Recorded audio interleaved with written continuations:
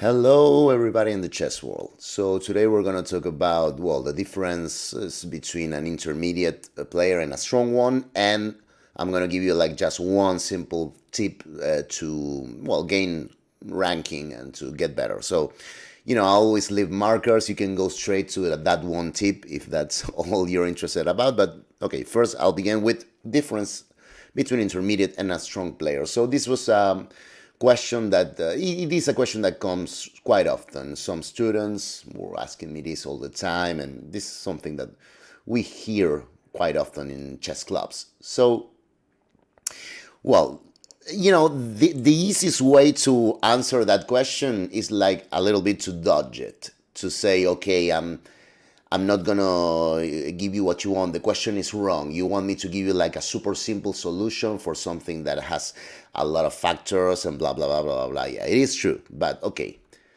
that doesn't take out the fact that I have noticed a lot of patterns regarding that. And this, yeah, I can give some answers. So, okay. First, I'll give you like 2 or 3 typical answers, and then I'll give you one that I found that is different to anything I've heard before. So, one classical concept is when we said see one more move. This is classical. Experience tells players that it is quite often the case that,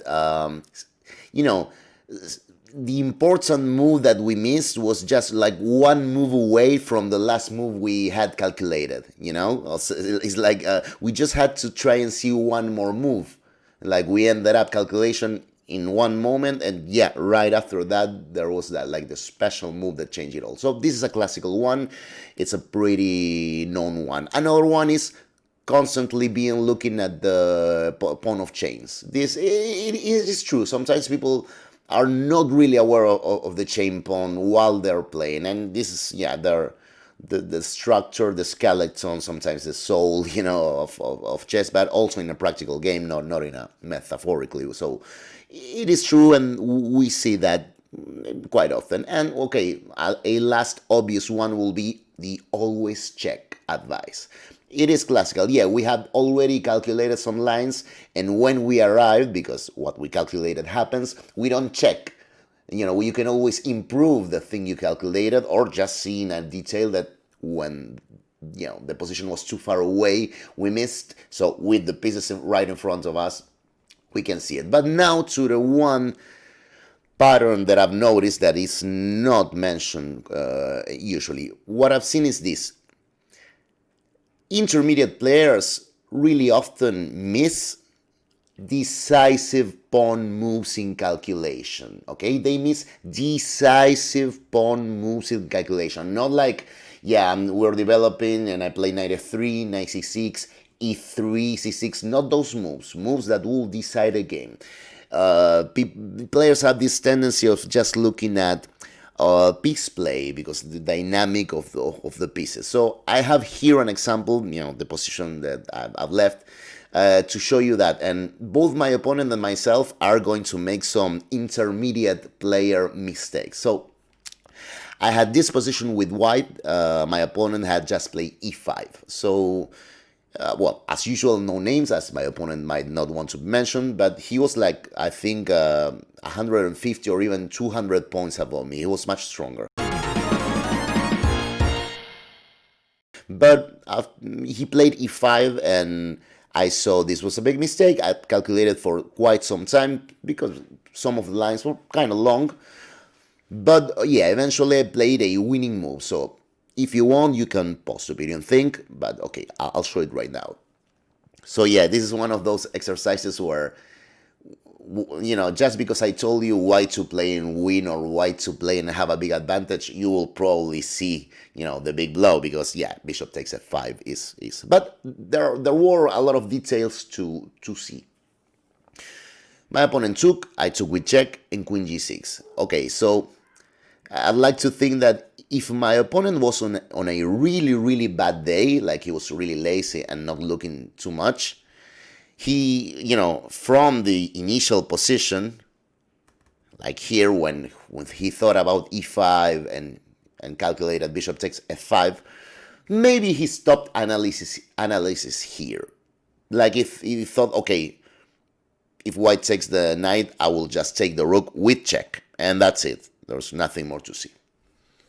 Okay, well, that is what happens. Queen takes e7, queen takes b1 check, king g2, queen g6. So if my opponent was just on a bad day, not on a really, really bad day, he probably stopped calculation here. Okay, he was like, okay, because he saw that he could like take the money and run, right? Like the queen will come back, protect mate on g7, and that's it. So, okay, so he made two of the intermediate player mistakes that I've just mentioned. One was not to see one more, and the other is the one that I want to point out which is missing a decisive pawn move in calculation. Because yes, bishop takes g7, queen takes g7, g6 check, and it's lights out. He's completely lost here. As I said before, intermediate players tend to think that there cannot be, pawns cannot do such decisive moves, Yeah, of course, I'm exaggerating, but it was kind of like that. Also, it is true that, my king is on the same line of than his queen, but okay, she's pinned, so she cannot take it. And of course, I do have rook g3 check in case he takes with the king. But let us see how the game continues, because play king g8, I took the rook, queen f8. So going back, from this position, I think I calculated like 20 minutes. And when I arrived in calculation to this position, I thought, wow, queen rook takes e5. And I did. I actually blitzed out that sequence in this position. And yes, I'm totally winning. And yes, that was a message on my phone. And yes, I did win the game easily. But I still made an intermediate player mistake because I didn't check. In here, I just blitz out that move. So had I checked, I would have seen probably this check, which forces king g7.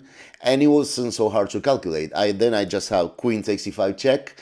The only logical move, which will be to take, receives this check, and that's it. If he goes to f7, check, and I take the queen at least. And to h7, well, there's even checkmate. So yeah, quite a funny sequence.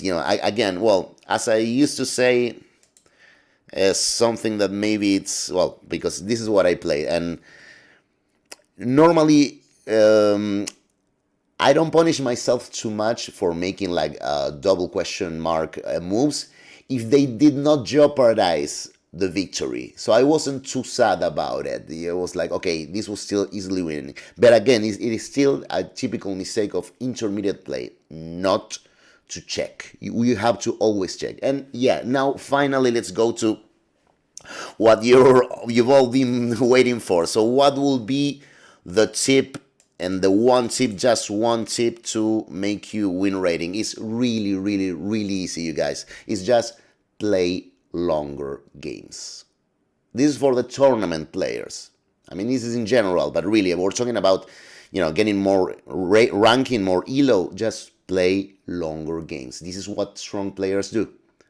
You gotta take the example from FM or IM, and stronger. They always play the long games. You always see this typical scene. It's the last hours of a tournament round, and there are only like 3 or 4 tables left, and it's the strongest players, and everybody's gathering around a table, and you try to get in to see why those tables belong to the stronger player, because they do that, in a basic way. I will tell you, I will use this like military language to give you all the good things about it, which will be true. Like it will, build your character. You will be more resilient. It will improve your will to play, even your unwillingness to offer or accept draws, right? And I'm not the one to lead by example. I made lazy draws all the time and lazy draw offers all the time. Like, I just want to go back home and have dinner. Or like, this is so dry, this position. And it's not so dry. You could still play it. But again, it depends with, your will to play, your energy, whether you had a good or a bad day. It is normal. But the fact that I do commit that mistake and made those lazy draws doesn't take out the fact that I know that, yeah, if I were to play until the end any game, I will increase my rating. In general, generally speaking, of course, this will give you you have to get used to it because you'll get more fatigue. You know, we're talking about a tournament. It's a long tournament. Even the super strong GMs do take like a quick draws once in a while just to have like a free day, a rest day. This is understandable.